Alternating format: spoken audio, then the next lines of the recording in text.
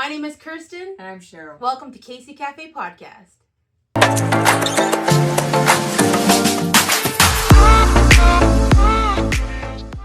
After supporting over 900 families and still counting, we've spent a lot of years doing the work, but not enough time sharing what we've done. This podcast is our commitment to changing that.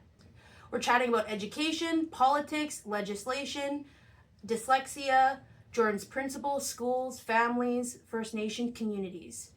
We are not experts, we're just deeply connected in what we do, and we're ready to share what works, what doesn't, and what needs to change. So we're started this series called Breaking Barriers, and the whole goal of that is to talk about issues that are out right now. One of the things, or this episode is Breaking Barriers, how is dyslexia being portrayed on social media? That's what this episode is going to be about today. Because just sharing what I feel like we were looking at this going, should we have this conversation or shouldn't we? And seeing it more and more in the media, we felt we had to. So recently, public figures like Gavin Newsom and Donald Trump have made comments about dyslexia that sparked a lot of discussion, and that matters because bad information travels fast when it comes from powerful people. So powerful people are talking disparagingly about, well, they're not having good comments to say about dyslexia. And that matters to us because that is, right, the community that we work with. So today we're breaking down what's accurate, what's misleading, and what science actually says. We did talk about this in the previous episode about dyslexia, and we'd actually questioned, should we do this one too? But I think we have to because of what's out there. Would you agree? Yeah, I think it's really important that we are kind of talking about these things just because it's affecting our communities, it's affecting the people that we help. And I think we've spent so many years trying to educate and empower people and create awareness. And just kind of hearing this on the news, I think was just kind of, made me upset, made you upset. Like we were just kind of, I think, emotionally like, oh, we're going backwards kind of thing. And yeah. So let's talk about what the controversy is here. So here's the core of the controversy. Trump reportedly described Newsom as dumb, said a president should not have learning disabilities, and tied Newsom's dyslexia to fitness for office. On the other side, Newsom has publicly discussed his dyslexia for years. In 2023, he wrote that books and words once felt out of reach because of undiagnosed dyslexia, and he credited specialists, educators, and librarians with helping expand his world. It isn't a question about whether dyslexia exists. The real question is what dyslexia does and does not mean. That's what we're talking about today. Mm-hmm. And that's where these next facts are really important. And these next myths, right? Because we're talking about the myths that we're hearing out loud by people that have a widespread, their voice is heard. We're in the neighboring country, right? And we hear it. It's on all of our TikTok feed and our Instagram feed, and it keeps barreling us with that information. So I think it's important to talk about the myths that they've been speaking about recently. And myth number one we're going to discuss is dyslexia means low intelligence. And that is false. Yeah, that is not true.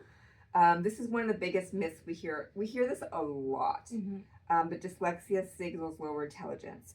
That's not what the evidence shows at all. Not only just from our own experience, but the National Institute of Health the research has found that dyslexia is not tied to IQ.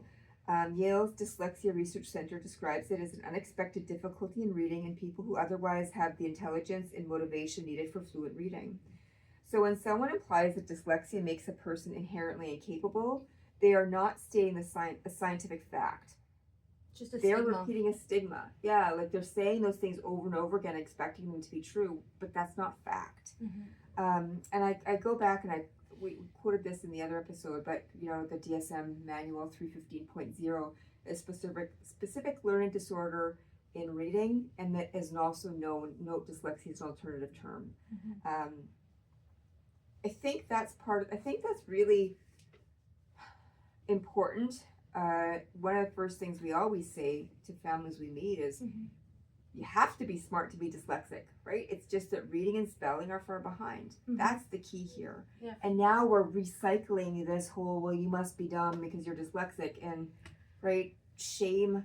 Yeah, I think a lot of the people, people that are dyslexic, I think there's some people that haven't had an intervention, and so as an adult, reading and spelling might still be challenging, and so they might be in a job where they're having to be leaders and a part of implementing new strategies or understanding people or helping people. And I think that it really takes it back where we're like, but how much effort did they go to school? Were they able to show that they were able to do those things? Yes, they are. Yeah. And they are in these positions where they are making a difference in the world. And I just think I think there was even like news cast the journalists that were like, we're dyslexic, you know, and I think that it's really tough for people that worked really hard, and then it's just like, oh yeah, you must not be smart, right? And that's just like, whoa, we put so much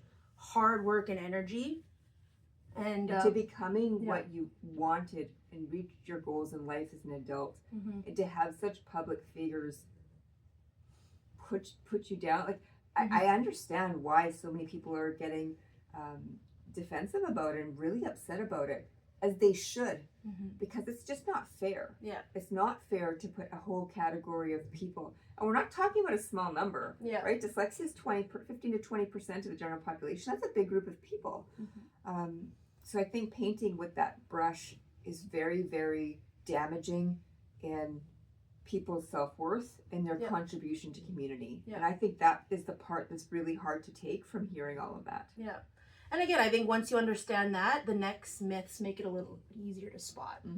Yeah, so then the myth number 2 is misleading oversimplification. I think a lot of people think that this dyslexia is seeing letters backwards. Yeah.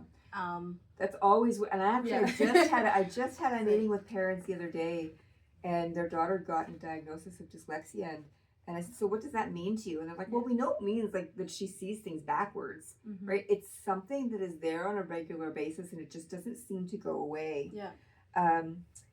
That myth persists because it's memorable, not because it's accurate. Like people say it over and over again because that's what they hear and that's what is easy to remember, but it's not true. Yeah. Major dyslexia sources define dyslexia in terms of reading accuracy, fluency, spelling, decoding, and language processing. For citing Yale experts, notes that the backward letter stereotype is one of the most persistent misconceptions. Some dyslexic learners may confuse letters at times, especially early on, but that's not the whole condition, and that's not the best way to explain it. Some people who have dyslexia have Erlen too, which would describe the movement of letters, right? So we can't, again, like the statement at the beginning, it's misleading oversimplification. It isn't that simple. That's why we need psychologists to do these diagnoses, because that's their lane. And I feel like we really have to be careful about that, right? Like you're putting everyone in one pot and trying to constantly put it in that narrow light. I don't think that's fair. Yeah. And I think too, like I think where we're getting the letter reversal could be like, mixing up B's and D's, but it's not that I see that it's a B or D, it's that I'm like, which way does that bump go? And on the big when line. I'm writing it, I'm like, am I writing where I'm gonna make it a lowercase b? And I have to check. And I think if I'm tired or I'm sick, I'm kind of making those mistakes sometimes more. And what Kirsten reads, right? Like a B, a big line, a bump, a D, big line, a bump, a P, big line, a bump, a Q, a big line, a bump. Like where is that line in the bump? Where does the bump go on the big line? It's right, left directionality issues, not that you see it that way. Yeah. Like that's where again, right? Yeah. It took a little bit of time to explain that issue. Yeah. It's easier to say you see things backwards. Right? But that's not accurate. Yeah. Right? Yeah. Exactly. That explanation I think we had was a little bit explaining a bit more about directionality issues. Yeah. Right, left, front, back. Those things are the problems. And I think that's where we've kind of come, like, where we want to make this we want to talk about this podcast, because it's like, how does this affect you? Right? How does this affect the public? Yeah. And again, I keep going back to, I think this is right the next part we're talking about, right? This next piece here, why this matters in real life. And it's the human impact of it all. When public figures talk about dyslexia like it's a proof of stupidity or weakness, kids hear that. Adults hear that. Teachers and employers hear that. Everyone hears that. And because dyslexia is common, right? Again, the 15 to 20% of the population, bad messages, it doesn't land on one politician. It lands on millions of people. So the consequence is shame, missed support, delayed help. Right? Those are the things that we're missing out on here. And I think that I continue to hear over and over again, just even, I was trying, how does this affect us in our life? Yeah. You know, talking to educators, or again, right, I just am referencing the same conversation that I had. And one of it was, right, that a lot of these professions are very ego-based. I may be going off topic a little bit here, but I think at the end of the day, the bottom line here is, how are we serving people who need help? And all of this misinformation and bad information and controversy and everyone getting upset, it isn't making it better, right? We're just adding more anger, right? I think we're talking, I can't remember if my partner and I were talking about this last night, or we were talking about it in the office, but we were saying the whole goal of everybody that serves children is, how do we serve them by using what we're all good at? And we're giving them those pieces, because all of this, whether it's a legislator, whether it's a test we're doing in school, whether it's who's going to help, all of those things, we have to always remember, are we serving that person to the best of our ability? Because we're wasting so much time on breathing fire on a subject we're arguing about, instead of solving the problem of gaining literacy and the ability to do and help, right? Like, we're wasting our time on that negative. Yeah. I think we're kind of going in circles, and we're kind of pointing the finger on who's to blame. And I think we just need to kind of put that aside, and what are we doing to help and support? Because I think we hear a lot of parents that, you know, we talk to, and it's not just literacy. There's other things that are affected, right? And I think depending on how old you are, you're kind of at like, how long have you suffered? I've suffered I've suffered a lot. And so it can't be this vicious cycle of having kind of, I think even just perspective of like people learning, maybe just right now, maybe this year, they learned that they're dyslexic, right? And then now all this controversy online, it's like, they're now thinking their dyslexic diagnosis is bad, right? And maybe there's people right now that are just learning about that, right? And where, you know, we have a totally different perspective, and we're like, this is totally wrong. Like, this is gonna affect what we've been working towards and sharing. Empowerment. That's right. Giving you confidence, building your self-esteem, making you feel good enough, better than, right? Because we're already at the point of feeling less than on most occasions, or for most people. And I think that's the important about this part, is that the human impact that we're having here. And I can't go back, I can't stress enough, right? We're talking especially kids. Yeah, exactly. Teachers hear this, educators hear this, superintendents hear this, parents then hear it. Go, well, then there's not much hope for my child, because they're, right? We're saying that they're dumb, and that's not true, because they don't know enough about it yet to be able to know the difference. And that human impact to me is so, I feel like we're in a crisis, right? We're in a crisis where we say, I don't have literacy. We're in crisis mode as it is. And then feeling shamed, or feeling all of those really negative things, that makes it worse, and that's not helpful. I think where we're trying to go is support, right? Support is exactly where I think our conversation needs to lead, because early identification and evidence-based interventions, like that matters, right? Like helping people with their literacy where they have struggled. Right? And one of the things, like, we're from Canada, so what and how we identify with dyslexia is different.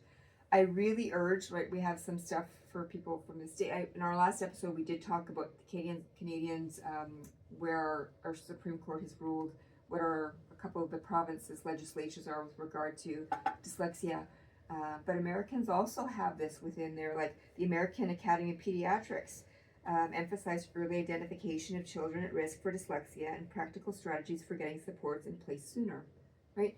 That's important. That's right part of the states. Because we're close neighbors, we're implementing a lot of that in our schools too. But from state to state, province to province, it might be different about what you can do for your dyslexic child. So I guess the conversation should always be like, the useful public conversation is not, can people with dyslexia read? We already know they can, to a point where their visual memory can take them. We know with the intervention we provide that we can get them reading and spelling at a high school level. We already know that that's a teachable thing as long as we're doing it the way that that dyslexic student needs it. The useful question is, are we identifying dyslexia early, explaining it accurately, and providing effective support? I'm going to say it again because I think that's so important. Are we identifying dyslexia early? Are we explaining it accurately and providing effective support? That's the key. And those are the conversations that are necessary, not the anger and the frustration, right? Yeah. Right. And I know we've talked about this before. In Manitoba specifically, we have right to read, early intervention screens. We're looking at all of those. We're just starting here in this province. But just off the top of my head, I know Texas does a lot for dyslexia within theirs. I know a couple other states have specific dyslexia laws. So it's really important where you are, Canada, the states, other countries, what is it that your province, state, country is allowing and doing for you? So I think really, right, here's the bottom line. Yeah. I think bottom line is dyslexia is real. Dyslexia is common. Dyslexia is not a measure of intelligence. And using it as a public insult spreads misinformation and it hurts people, real people. Yeah. If this episode did anything, I hope it makes one thing clear. Learning differently is not the same thing as thinking less. Really important. Thank you so much for joining us today on the KC Cafe podcast. If these conversations resonate, please subscribe, leave a review, and share with your friends. We'll be back next week, and we can't wait to dive into more with you. Bye.